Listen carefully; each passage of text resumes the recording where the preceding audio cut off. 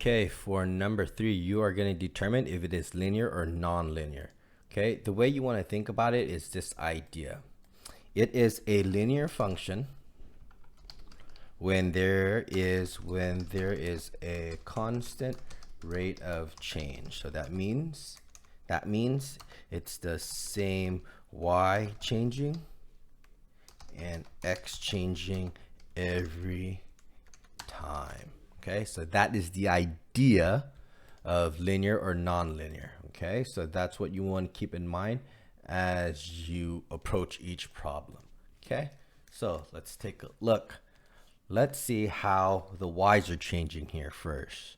Okay, from -1 to 2, that is 0, 1, that is a +3. This is a +3. This is also +3. So far, this has the same change in the y. Let's see here, +2, +2, +2. So this is the same delta x and the same delta y. So we can actually say this is a linear function. Now let's take a look at b. Well, the 1 to 9, that is +8. Then we have the 9 to 25. Wow, that looks like it's more than 8. Okay, so let's just do that in the calculator. We do 25. We do 25 minus 9. That is 16.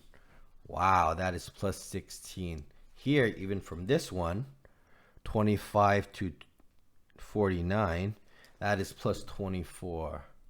No matter what, that already broke. So this is not a linear function. All right. And let's take a look at C and D here. It's the same idea. You want to see if there's this constant or not. Let's do the y's first. 6 to 12, that is a -4.